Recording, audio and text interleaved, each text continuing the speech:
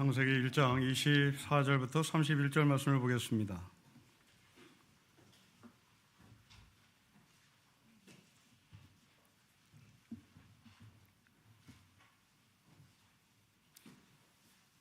(24절부터) (31절) 말씀을 한 절씩 기도하겠습니다. 하나님이 이르시되 땅은 생물을 그 종류대로 내되 가축과 기는 것과 땅의 짐승을 종류대로 내라 하시니 그대로 되니라.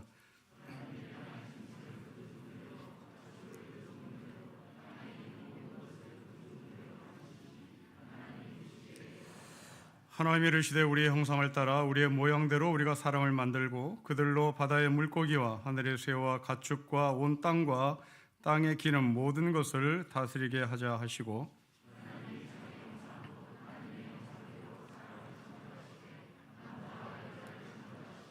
하나님이 그들에게 복을 주시며 하나님이 그들에게 이르시되 생육하고 번성하여 땅에 충만하라. 땅을 정복하라. 바다의 물고기와 하늘의 새와 땅에 움직이는 모든 생물을 다스리라 하시니라.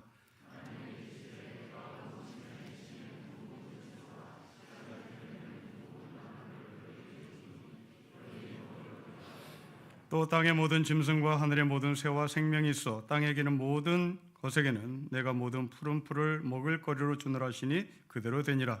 하나님이 지으신 그 모든 것을 보시니 보시기에 심히 좋았더라.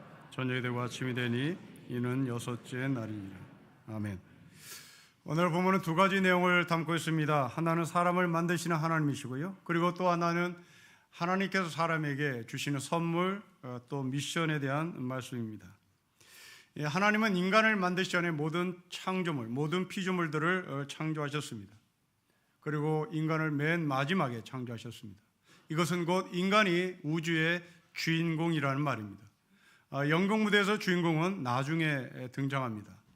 하나님은 인간을 나중에 등장시킵니다. 앞에 모든 것들을 만드시고 나서 인간에게 이 모든 것을 주셨다는 말입니다. 하나님은 이 6일간의 창조 과정 속에서 우리에게 분명한 틀을 보여주십니다. 첫째 날부터 셋째 날까지는 구조를 만드시고, 그리고 넷째 날부터 여섯째 날에는 그 구조 속에 내용을 채우십니다. 첫째부터 셋째 날의 구조는 빛이라는 구조를 만들고 하늘이라는 구조를 만들고 땅이라는 구조를 만듭니다. 이제 넷째 날부터 이 빛의 구조 안에 해와 달과 별들을 집어넣습니다. 그리고 하늘이라는 구조 안에 하늘에 나는 새들을 집어넣습니다. 땅이라고 하는 구조 안에 짐승을 집어넣습니다. 그리고 이 모든 것들을 창조하시고 나서 하나님은 우주의 주인공인, 우주의 주체인 바로 인간을 창조하시고 이 인간에게 이 모든 것들을 선물로 주십니다. 국가도 마찬가지입니다. 교회도 마찬가지입니다. 여러분도 마찬가지입니다. 구조가 있고 그 구조에 내용을 채우는 것이 바로 국가이고 사회이고 교회이고 사람입니다. 우리나라는 민주공화국이라고 하는 구조를 갖고 있습니다. 그 구조 안에 민주의 내용을 채워야 되고 공화의 내용을 채워야 하는 것이죠. 민주의 내용을 채우지 않고 공화의 내용을 채우지 않고 민주공화국이라는 구조만 갖고 있으면 우리는 온전한 국가라고 말할 수 없습니다. 교회도 마찬가지입니다. 교회는 교리라고 하는 구조를 갖고 있습니다. 그 교리 안에 내용을 채우는 것이 바로 우리의 삶의 내용일 것입니다. 사람도 마찬가지입니다. 사람은 몸이라는 구조를 갖고 있습니다. 그러나 이 몸이 있다고 해서 사람이라 말할 수 없습니다. 몸 안에 우리는 혼과 영을 넣어야 됩니다. 이 몸만 있다고 해서 우리는 생명이라 말할 수 없습니다. 그것은 생명체일 뿐인 겁니다. 과학은 생명체와 생명을 구분합니다. 아니, 과학에서는 생명을 인정하지 않습니다. 과학에서는 생명체만 인정합니다. 그러나 성경은 우리를 생명체라고 말하지 않습니다. 우리를 생명이라고 얘기합니다. 이 생명은 우리가 호흡한다고 해서 생명이 있는 것이 아니라 우리의 몸 구조 안에 혼과 영이 있어야 비로소 생명이 되는 겁니다. 하나님은 우리에게 혼과 영을 넣어주신 사랑의 하나님입니다. 결혼한 자녀들을 위해서 친정어머니는 정말 열일 제껴놓고 딸 집에 냉장고에 음식을 채웁니다. 힘들어도 채웁니다. 힘들다고 힘들다 하면서도 기뻐하십니다. 사랑 때문에 그런 겁니다. 하나님은 구조라고 하는 이 우주 속에 내용을 계속해서 채웁니다. 냉장고 안에 음식을 채우는 친정어머니처럼 하나님은 사랑 때문에 우리에게 그 내용을 채우고 우리에게 이것을 다 가지라고 주시고 또한 거기를 어떻게 사용할 것인지 미션까지도 주신 것이 오늘 본문의 이야기입니다. 이 이야기 속에 우리는 좀 이상한 점 하나를 지적하고 이것을 풀고 넘어가야 될 것 같습니다. 여러분 16절의 말씀이 좀 이상합니다. 여러분 16절을 우리 같이 읽겠습니다. 시작. 하나님이 두 큰 광명체를 만드사 큰 광명체로 낮을 주관하게 하시고 작은 광명체로 밤을 주관하게 하시며 또 별들을 만드셨습니다. 큰 광명체 해입니다. 작은 광명체 달입니다. 그런데 왜 성경 저자는 해라는 단어를 쓰지 않았을까요? 왜 달이라는 단어를 쓰지 않을까요? 고대 시대에 해라는 단어가 없어서 그랬을까요? 그렇지 않습니다. 당연히 고대 시대에 해라는 단어가 있었고 달이라는 단어가 있었습니다. 그런데 왜 성경 저자는 해라는 달이라는 단어를 쓰지 않았을까요? 이 사람이 무식해서 그랬겠습니까? 이 사람이 무식하다면 성경을 쓸 수가 없었습니다. 이 사람은 지식인입니다. 이 지식인이 해와 달이라는 단어를 모를 리 없습니다. 그런데 왜 해와 달이라는 단어를 애써 쓰지 않고 큰 광명체, 작은 광명체라고 썼을까요? 이것은 저자의 의도가 분명히 있었기 때문입니다. 그 저자들은 분명합니다. 고대 시대의 해는 신이었습니다. 고대 시대의 달은 신이었습니다. 그 해의 역할을 감당하는 신이 바로 왕이었고 달의 역할을 감당하는 당시 신이 왕이었습니다. 지금 이 저자는 신이 아니더라고. 해가 신이고 달이 신이라고 하는 당시의 문화를 저항하고 있습니다. 당신은 큰 광명체에 불과하다. 당신은 작은 광명체에 불과하다. 해를 신으로 인정하지 않습니다. 달을 신으로 인정하지 않습니다. 이게서 이 표현을 우리의 언어로, 이 현대 언어로 다시 바꿔보겠습니다. 대통령 윤석열, 이것이 우리가 대통령에서 존경하는 마음으로 표현하는 표현입니다. 그런데 제가 대통령단을 빼고 윤석열 XX 명예훼손에 걸린 겁니다. 지금 이 이야기입니다. 당시 해, 달 존경하며 경배하며 높여야 되는 겁니다. 성경 저자는 이것을 깎아내립니다. 당시 이 저자가 이 글을 썼을 때 심정을 헤아려 보십시오. 눈 퍼렇게 뜬 태양의 아들이 있습니다. 눈 시퍼렇게 뜬 달의 대리자가 있습니다. 그들은 왕입니다. 그 왕 앞에서 당신은 큰 광명체에 불과합니다. 당신은 작은 광명체에 불과합니다. 이건 목숨 내건 겁니다. 그런데 이 문서가 없어지지 않았습니다. 이 문서가 분석행위を당하지 않았습니다. 당시의 왕이 이 문서를 읽었다면 이것은 찢었을 겁니다. 이 문서를 절대 밖으로 내보내지 않았을 겁니다. 이것은 불운한 문서였기 때문에 그렇습니다. 자기에게 항명하고 자기에게 저항하는 불온 문서였습니다. 그런데 이 문서가 우리에게 4,000년이 지나도록 손에 넘어옵니다. 없어지지 않았습니다. 분석에 응당하지 않았습니다. 하나님의 말씀이라는 것을 증명합니다. 하나님이 지켰습니다.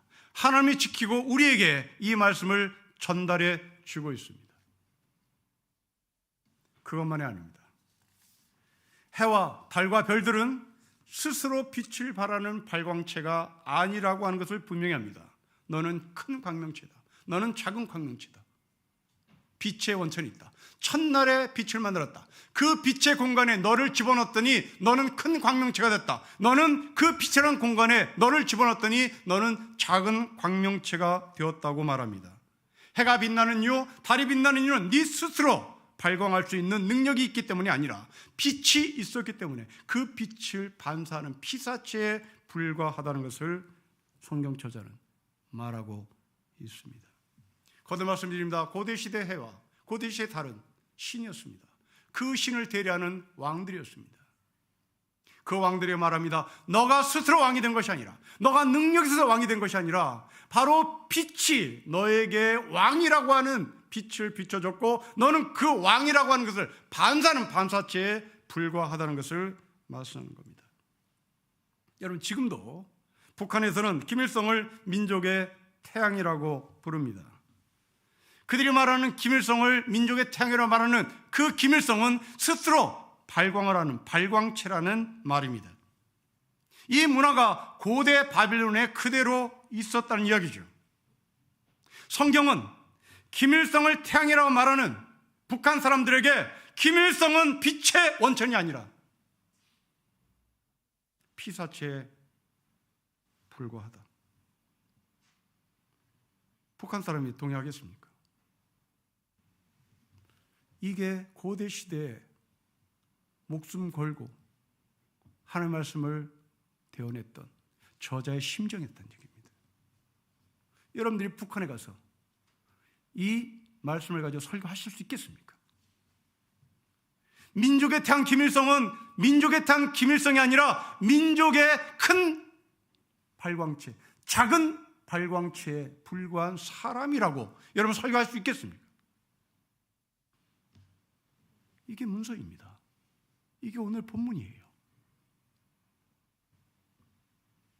북한 체제를 저항하는 겁니다. 왕의 신이라고 하는 것을 거부하는 겁니다. 우리나라 대통령도 마찬가지입니다. 대통령 고시공부들 시험 봐서 합격한 사람이 아닙니다.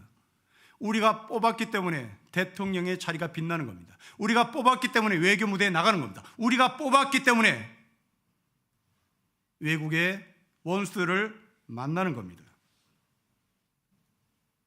그렇다면 국민들의 뜻을 반사해야 되는 겁니다. 국민의 뜻을 반사에 비춰야 되는 것입니다. 이게 대통령의 위치인 겁니다. 그렇지 않으면 독재인 거죠. 스스로 발광하는 겁니다. 스스로 빛을 낸다고 착각하는 겁니다. 우리나라 역사에 스스로 빛을 내는 대통령이 있었습니다. 그 시대는 독재 시대였습니다. 그들은 백성들의 뜻을 반사하지 않습니다. 그들은 백성의 뜻들을 비추내지 않습니다. 자기의 뜻만 오저리 집어넣습니다. 고대 시대 바벨론에서 히브리 노예로 살던 이스라엘 백성들, 그들은 벌써 민주를 받던 거죠. 그들은 민주의 하나님을 받던 겁니다. 그들은 평등의 하나님, 차별하지 않는 하나님을 받던 겁니다. 어느 마을에 빛이 부족하니 가서 빛을 비추시오 라고 명령을 받으면 대통령이 가서 거기에 빛을 비춰야 되는 겁니다. 어느 노동자가 지금 햇빛을 받지 못한 채 일을 하고 있으니 거기에 가서 빛을 비추시오. 가서 이 사람이 어떤 도움이 필요한지 대통령 알아들으십시오. 왜냐하면 그 빛을 보지 못한 채 지하 셋방에서 어렵게 사는 그 사람이 당신에게 표 한 표를 던졌을 줄 모르니까, 그 사람이 당신을 대통령으로 만들었으니까. 그러니 당신은 빛이 아니라 빛을 반사시키는 사람이어야 됩니다. 이 메시지입니다. 여러분이 부모로서 부모의 긍지, 부모의 기쁨은 무엇 때문에 없습니까? 자녀가 있기 때문에 그런 겁니다. 자녀가 있기에 여러분들의 부모의 가치가 빛나는 겁니다. 그렇다면 여러분들은 자녀들의 말에 반사를 해야 되는 겁니다. 자녀들의 요구에 반사를 해야 되는 거예요. 여러분들이 자체로 부모가 된 것이 아닙니다. 아이가 태어났기 때문에 부모가 된 겁니다. 큰 광명체요, 작은 광명체인 겁니다. 교회도 마찬가지입니다. 제가 있는 이유는 여러분 때문에 있는 겁니다. 제가 목사의 보람을 느끼는 것은 여러분이 여기에 앉아 계시기에 저는 목사의 직을 수행하는 겁니다. 가정에서 독재자가 되지 마십시다. 교회에서 독재자가 되지 맙시다. 그리고 한 나라의 대통령이 독재로 국민들의 뜻을 무시한 채 자기 혼자 갈 길을 가면 안 되는 겁니다. 당신은 스스로 당신 자리에 간 것이 아니라 국민의 표를 던져서 대통령 자리에 갔다는 사실을 잊지 마셔야 됩니다. 그러기에 빛이 들어오지 않는 지하 새빵, 빛이 들어오지 않는 공장의 노동자, 빛이 들어오지 않는 어둠의 삶을 사는 사람들, 그들에게 당신은 하늘의 빛을 받아서, 국민의 뜻을 받아서 지하 새빵에 그 빛을 전달해야 하는 겁니다. 그 빛을 허락받은 사람, 바로 그 사람은 왕뿐만 아니라 인간이라는 사실을 오늘 본문은 말합니다. 이 인간을 창조하시는 하나님은 1장에만 기록되지 않습니다. 2장에도 인간을 창조하시는 하나님이 기록됩니다. 그런데 1장과 2장은 좀 다릅니다. 1장은 맨 끝에 인간을 만드시는 하나님을 기록합니다. 그런데 2장은 모든 피조물들은 다 생략합니다. 오직 2장에서는 인간을 만드는 데만 집중적으로 초점을 맞춥니다. 그만큼 인간이 소중하다는 얘기입니다. 자, 이제 인간을 만드시는 하나님에 대한 메시지를 같이 보겠습니다. 여러분 26절이죠. 26절을 우리 같이 읽겠습니다. 시작. 하나님이 이르시되 우리의 형상을 따라 우리의 모양대로 우리가 사람을 만들고 그들로 바다의 물고기와 하늘의 새와 가축과 온 땅과 땅에 기는 모든 것을 다스리게 하자고 하나님이 말씀합니다. 이런 다른 피조물들은 명령하니 됐습니다.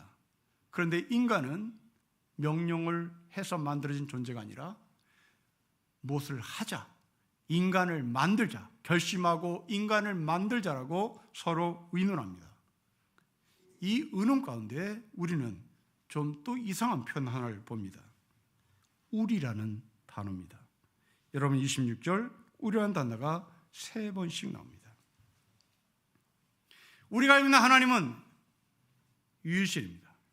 우리가 하나님은 딱 한 분입니다.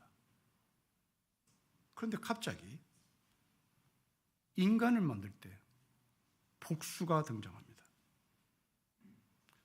내가 사람을 만들어야 되겠다 결심한 것이 아니라 우리가 사람을 만들어야 겠다, 우리가 사람을 만들자라고 말합니다. 우리 기독교인들은 여기서 헷갈립니다. 도대체 이 우리는 누군가? 여기에서 교리주의자들이 설명합니다. 삼위일체 하나님을 말하는 것이다. 그 근거는 여러분 1장 2절을 가보십시오. 하나님의 영이라는 단어입니다. 한문으로 성령이라고 표현하겠죠. 이미 성령이 존재한다. 그러기에 삼위일체 하나님을 이야기하는 것이다 라고 말합니다. 그러나 여러분, 고대 시대는 삼위일체라고 하는 단어도 없었고 고대 시대는 삼위일체 개념도 없었습니다.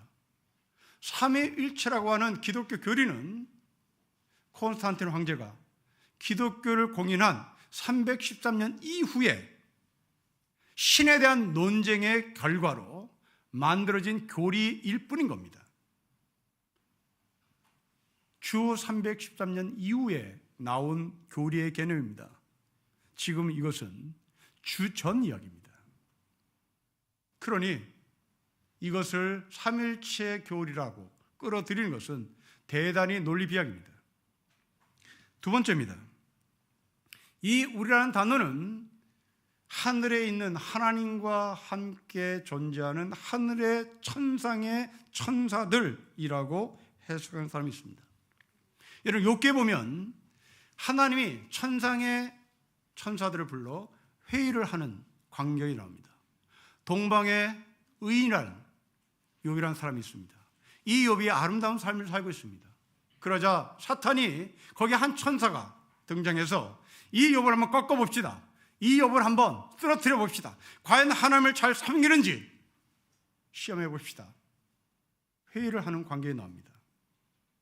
바로 그 천사들, 이게 우리가 아닌가.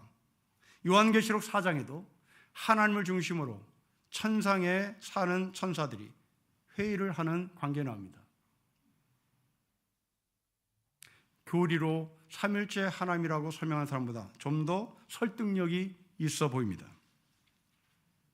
그러나 저는 다른 시선으로 봅니다. 우리란 단어, 이 단어는 당시 바벨론의 신의 대리자인 왕과 성경에 나오는 하나님을 대조시키는 저자의 의도로 저는 해석을 합니다. 다시 말하면 바벨론의 신이라고 여기지는 왕, 그 왕은 명령하는 존재입니다. 의논하지 않습니다. 자기의 명령이 들어가면 그 사람은 충신이고, 자신의 명령이 들어가지 않으면 그 사람은 역적인 거죠. 여러분, 고대시대 바벨론은 제국입니다. 제국인 이 바벨론이 그렇게 어마무시한 땅을 가질 수 있었던 유일한 근거는 전쟁입니다. 군대 문화입니다. 군대 문화는 명령, 지시, 복종입니다. 토론 없습니다. 의논 없습니다. 그냥 해야 되는 겁니다. 바벨론은 그렇게 전쟁으로 제국이 된 나라입니다. 이때 하나님은 토론하십니다. 하나님은 의논하십니다. 민주의 정치입니다. 우리나라 역사에 군대의 정치가 있었습니다. 군인의 정치가 있었습니다. 그들은 우리와 토론하지 않습니다. 그들은 지시했습니다. 그 명령에 순종하면 떡을 줬습니다. 그 명령에 정하면 고문을 했습니다. 그러나 지금은 민주의 정치를 하고 있고 대화의 정치를 하고 있습니다. 우리라는 얘기는 바로 그런 이야기입니다. 또 다른 시선 하나가 있습니다. 여러분 27절 보십시오. 우리 20절 같이 읽겠습니다. 시작. 하나님이 자기 형상, 그 하나님의 형상대로 사람을 창조하시되 남자와 여자입니다. 남자와 여자 합치면 우리입니다. 남자도 사람이고 여자도 사람이라는 얘기입니다. 우리라는 하나님, 바로 남자와 여자, 사람이 존재하는 그 근거는 바로 우리 때문입니다. 여러분, 사람은 어울려야 됩니다. 사람은 교제해야 합니다. 사람은 관계를 맺어야 합니다. 사람을 한문으로 인간이라는 단어로 표현되죠. 여러분, 한문으로 인간이라는 단어를 써보십시오.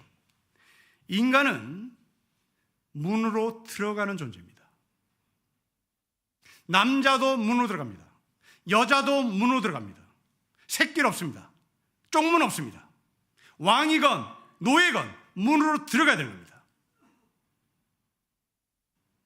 이게 고대시대 사람들이 갖던 인간관입니다. 특히 중국에서 가졌던 인간관입니다. 이것을 우리는 그대로 차용해서 인간이라고 표현합니다. 그런데 이 인간이라는 문 앞에, 문 가운데 나 일자를 쓰는 것이 대단히 성경적입니다. 이 나릴은 해를 말합니다. 여러분, 이 해가 어떤 기능을 하는지 보십시오. 여러분 16절, 17절로 다시 내려가겠습니다. 16절, 17절 같이 읽겠습니다. 시작. 하나님이 두 큰 광명체를 만드사 큰 광명체로 낮을 주관하시고 작은 광명체로 밤을 주관하시며 또 별들을 만드시고 하나님이 그것들을 하늘의 궁창에 두어 땅을 비추게 합니다. 땅을 비추게 합니다. 뭐가요? 해가요. 달이요. 해와 달이 그냥 물리적 해와 달이 아닙니다. 고대시대 해와 달은 신입니다. 그 신의 대리자는 왕입니다. 바벨론 왕이요, 당신은 땅을 비춰야 되는 겁니다. 그런데 고대시대 해, 고대시대 달 같은 존재의 왕, 그는 비추지 않습니다. 자기에게 경배를 하라고 얘기하는 겁니다. 땅을 비추게 하신 이 하나님의 말씀을 읽고 당시 히브리 노예들은 충격을 받았습니다. 해가 땅을 비춘다? 독재자가 땅을 비춘다? 지시와 명령에 익숙한 사람이 땅을 비춘다? 독재자에게 경배를 해야 되는 거죠. 북한 독재자에게 북한 주민들은 경배를 해야 되는 겁니다. 지시와 명령밖에 없는 거죠. 그런데 성경은 지시와 명령을 하는 존재가 의논을 하고 이 땅에 사는 사람들에게 빛을 비춰야 한다고 얘기합니다. 이것은 또 하나의 충격입니다. 여러분, 높은 빌딩에 사는 사람에게만 조명권을 갖는 것이 아니란 얘기입니다. 월세방에 사는 사람들도 빛을 받아야 되는 거죠. 아니, 지하방에 사는 사람들도 왕인 당신은 큰 광명체도 빛을 비춰야 되는 겁니다. 이 글을 읽었던 당시 히브리 노예들은 얼마나 기뻐했고 이것이 자신의 삶의 현실로 다가오기를 소망했겠습니까? 여러분, 히브리 말로 암하렛지란 말이 있습니다. 땅의 사람들이라는 얘기입니다. 무식하고 법도 모르고 아무것도 모르는 그런 사람들을 가리켜 암하렛지라고 얘기했습니다. 성경 말합니다. 그 암하렛지에게 가진 자들이요, 추앙받는 자들이요, 힘 있는 자들이요, 빛을 비추세요. 살게 좀 해주세요. 힌두교에서는 이 암하렛지를 불가촉 천민 집단이라고 말하죠. 우리나라에서는 이 사람들을 백정이라고 불렸습니다. 요즘은 흑수저, 루저라고 부릅니다. 암하렛지, 불가촉 천민, 노예, 백정, 고아, 나그네, 그들에게 큰 광명체요, 작은 광명체요, 빛을 비추세요. 인간이 가져야 할 권리를 갖게 하라는 것입니다. 남자든 여자든입니다. 오늘 본문을 다시 보십시오. 28절입니다. 하나님이 남자와 여자를 창조하셨습니다. 그리고 28절에 그들에게 복을 줬습니다. 남자도 여자도 복을 주셨습니다. 여자도 공부할 권리가 있습니다. 여자도 학교에 다닐 권리가 있습니다. 여자도 복을 받을 권리가 있고 하나님은 이 여자들에게 복을 줬습니다. 사랑하는 성도 여러분, 여러분 가정에 복받지 못할 사람이 없다는 사실을 인정하십시오. 우리 대운이는 자폐아입니다. 자폐아이기 때문에 복을 받을 수 없다? 성경은 인정하지 않습니다. 자폐아도 복을 받는다. 이런 세상이 하나님 나라입니다. 공부 못했기 때문에 너는 복을 받을 자격이 없다. 성경은 거부합니다. 너는 못났기 때문에 너는 복을 받을 자격이 없다. 성경은 거부합니다. 남자에게만 복 주지 않았습니다. 여자에게도 복을 주셨습니다. 왜? 왜 이들이 복을 받아야 합니까? 복을 받는 근거는 무엇입니까? 성경은 하나님의 형상이라고 얘기합니다. 여러분, 하나님의 형상, 우리는 잘 모릅니다. 이게 와닿지 않습니다. 그러나 이 글을 읽었던 당시의 사람들은 하나님의 형상이 무엇인지 즉각적으로 알아차렸습니다. 하나님의 형상이란 여러분이 가지고 있는 지갑 안에 있는 돈, 거기에 신사입니다. 거기에 세종대왕, 이것이 형상입니다. 고대 시대에는 지폐가 없었습니다. 동전이었습니다. 그 동전에 왕의 형상이 그려져 있었습니다. 그 왕의 형상을 갖고 있는 사람은 왕과 어깨를 나란히 하는 사람으로 읽겠습니다. 우리나라에서는 이것을 마패로 우리에게 보여줬죠. 마패, 말이 몇 마리겠느냐가 이 사람이 힘 있는 암행어사인지 별 볼 일 없는 암행어사인지를 판단했습니다. 그러면 지금은 이런 문화가 없을까요? 있습니다. 지금도 이 형상의 문화는 존재합니다. 앞으로도 영원히 존재할 겁니다. 여러분들이 갖고 있는 신용카드입니다. 여러분이 갖고 있는 골프 회원권입니다. 형상입니다. 우리는 신용카드의 위력을 잘 모릅니다. 왜냐하면 형상을 갖고 있는 신용카드가 우리에게는 없으니까요. 그냥 BC카드, 우리은행 카드, 기업은행 카드밖에 없습니다. 그러나 여러분 가운데 그 우리은행 카드에 나의 형상이 어떠한지를 지목하는 특별한 카드들이 있습니다. 특정 대학, 특정 직업, 아니면 회원권의 단가가 높은 카드가 있습니다. 그 카드를 받는 사람은 다시 한번 쳐다봅니다. 그게 형상입니다. 여러분 카드에 대통령 윤석열 봉황이 그려져 있고 그것을 여러분들이 물건 살 때 제시하면 카드를 받은 사람은 다시 한번 쳐다볼 겁니다. 이게 하나님의 형상입니다. 하나님은 여러분의 지갑 속에 있는 신용카드에 대통령 윤석열 봉황이 그려진 형상이 아니라 하나님의 형상이 그려진 카드를 발급해 주셨다는 얘기입니다. 그것을 제시하라는 거죠. 누구에게요? 남자에게, 여자에게입니다.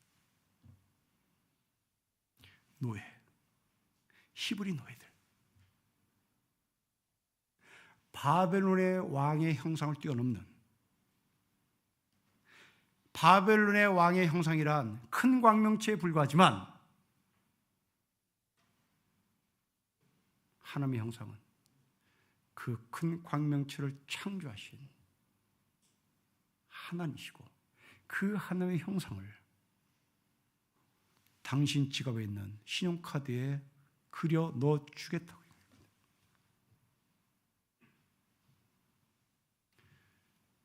1차 독자의 심정을 여러분 헤아려 보십시오. 나는 언제 한번 바벨론 왕의 형상을 가진 동전을 가져보나.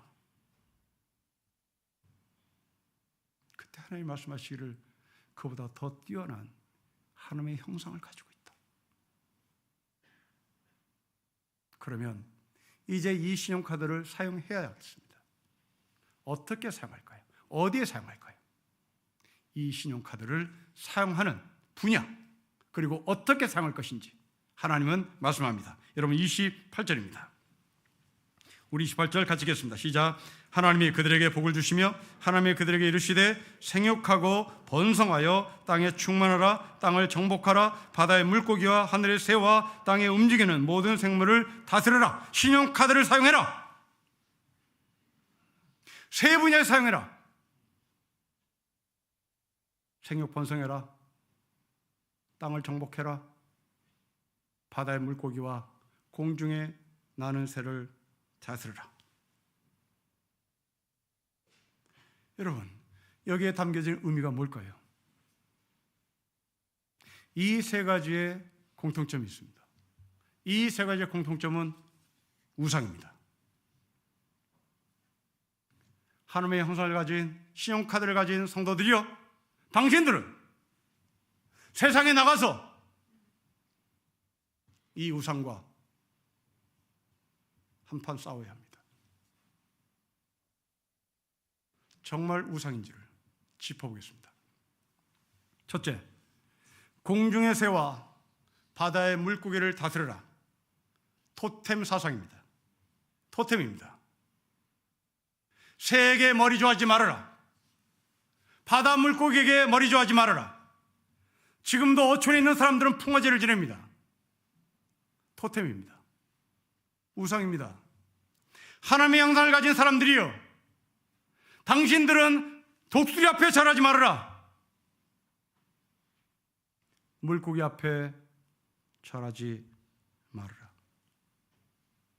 두 번째, 땅을 정복하라입니다. 여러분, 이스라엘은 땅을 빼앗긴 사람들입니다. 땅을 빼앗겼다는 말은 존재 자체가 사라진다는 말입니다. 우리나라도 땅을 빼앗긴 적이 있습니다. 존재 자체가 사라졌습니다. 그러기에 땅은 절대입니다. 이스라엘 백성들은 땅을 빼앗긴 적이 있고 바벨론은 그 땅을 빼앗았습니다. 제국은 땅이 우상입니다.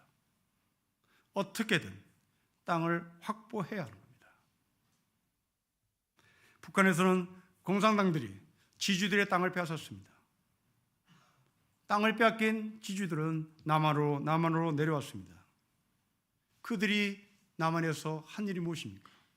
북한의 피난민들이 할 수 있는 유일한 것은 땅 사는 거였습니다. 땅이 그들에게는 철대였어요. 왜요? 나그네들이니까요. 뜨내기들이었으니까요. 남한에 살려니 뿌리를 내려야 되는데 뿌리를 낼 수 있는 방법은 땅이에요. 그래서 북한에서 피나온 사람들은 땅이 신이 되어 있는 겁니다.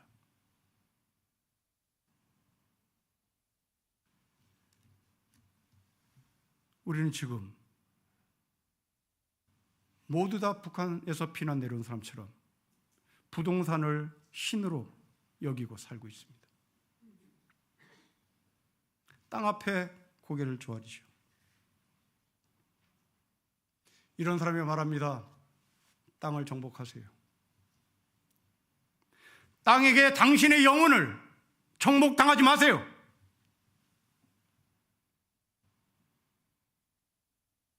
그 땅을 정복하세요. 우리는 이 말씀에 자유롭지 못합니다. 집 한 채 사고 세상 다 간 줄 알았습니다. 그런데 또 우상이 눈에 보입니다. 집을 또 사야 되는 거죠. 두 채, 세 채 사는 겁니다. 누구는 우상이 하나지만 집 세 채, 네 채가 있는 사람은 우상이 서너게 되는 것이죠. 세 번째입니다. 생육하고 번성하라입니다. 출산하는 것이 우상일까? 출산은 우상이 아닙니다. 출생한 이 세상에 태어난 자식들을 번성시켜야 되는 겁니다. 번성시키려면 내보내야 되는 겁니다. 자식이 우상된 부모는 자식을 끌어안고 있습니다. 왜 끌어안을까요? 왜 내보내지 못할까요? 왜 내 품 안에서 독립시키지 못할까요? 여러분이 불안하기 때문에 그런 겁니다. 뭐가 불안할까요? 여러분의 노후가 불안하기 때문에 그런 겁니다. 내가 이놈을 붙잡고 있어야 되는 겁니다. 얘가 나의 보험이기 때문에 그런 거죠. 그 보험을 든 자식에게 계속 주입시킵니다. 네 애비가 나를 얼마나 고생시켰는지 알아? 네 할머니가 나를 얼마나 고생시킨지 알아? 너 나의 고생을 알아야 된다. 너 나의 고생을 알아야 된다. 계속 주입시키는 겁니다. 떠나보내지 못하는 거예요. 거기에 길들여진 아들들은 어머니 품속에서 해방이 못 됩니다. 어머니 말에 고분고분. 이게 우리나라의 효자들이죠. 그래서 군대 가서 유문 공격한 그 군인들 앞에 아버지 불러보세요. 이런 적은 한 번도 없습니다. 어머니 불러보세요. 어머니 부르면 다 울어요. 아버지 불러보세요. 우는 사람 한 명도 없습니다. 왜 그럴까요? 왜? 아버지가 뭘 잘못했길래? 아버지가 뼈빠지게 일해서 돈 갖다가 줬는데 왜 아버지는 불러보지도 않고 왜 아버지를 불러봐야 울지를 않을까요? 아버지는 그렇게 하지 않았으니까요. 아버지는 자식을 종속시키지 않아요. 또 이렇게 해서 여성들에게 욕을 먹겠으나 우리나라 여성들이 왜 아들에게 집착합니까? 왜 아들에게 보험을 들려고 합니까? 왜 아들에게 의지하려고 합니까? 남자들이 집 밟았으니까요. 시어머니가 집 밟았으니. 남성중시의 사고에서 여성이라는 존재가 의지할 데가 없으니 결국 큰아들을 우상 삼아 그 큰아들에게 자신의 전 존재를 갖다 올인하는 겁니다.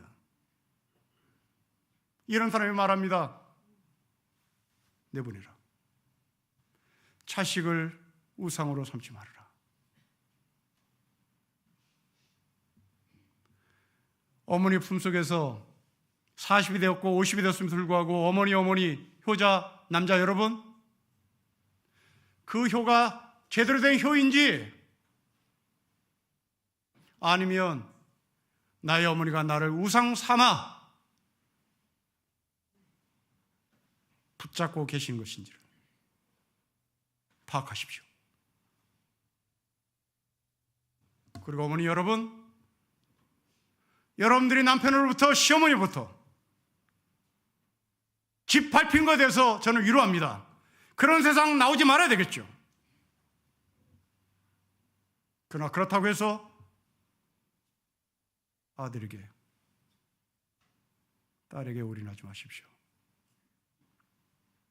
우리 아이들 혼자 살기도 버겁습니다. 자기 앞가름하기도 고통스러워요. 잘 살라고 축복하십시오. 달라고 하지 마십시오. 네 거 가지고 살라고 말씀하십시오.